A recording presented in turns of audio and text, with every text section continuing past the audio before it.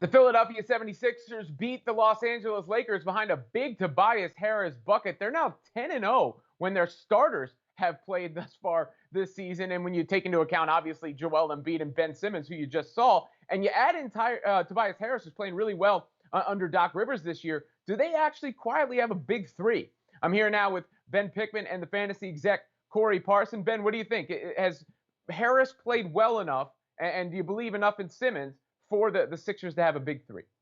Look, I don't think their big three is as good as, say, the Brooklyn Nets' big three, but certainly it's been formidable and been really impressive so far this season, right? You mentioned some of Tobias Harris's numbers. He's averaging 20 points per game, the second most on the Philadelphia 76ers. He's shooting 46% from three. And the thing we've seen from Doc Rivers this year, more than in past iterations of the Sixers teams, is he's relying on his starters more, right? You look at the Sixers right now, more than 36% of their minutes come from their starting five. That's the second most in the entire league. And the Harris, Embiid, Simmons trio is playing 26 minutes per game and has a plus 14 net rating. So we've seen Doc Rivers and the Sixers rely on those three guys more than in past seasons, and it's clearly working out, right? Is Harris as good as, say, a Kyrie Irving? I don't think anyone would make that argument, but certainly with Joel Embiid elevating his play and Ben Simmons playing at a high level, Philadelphia can still be very dangerous, and Tobias Harris is an important reason why.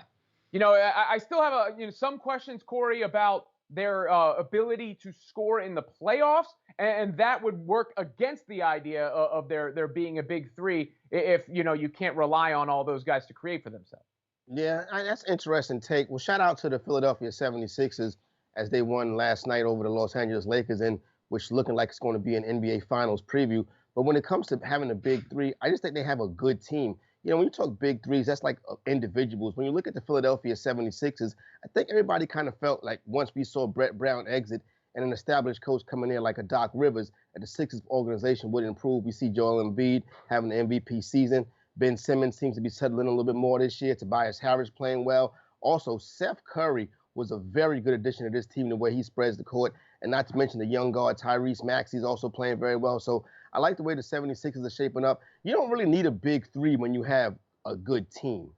Well, yeah, and look, they've done a nice job opening up the floor, I think, more this year. And Embiid's obviously taken a step up. So when you're talking about Eastern Conference contenders, if I'm power ranking them now, I'm putting it at Brooklyn and Philly in the Eastern Conference Finals.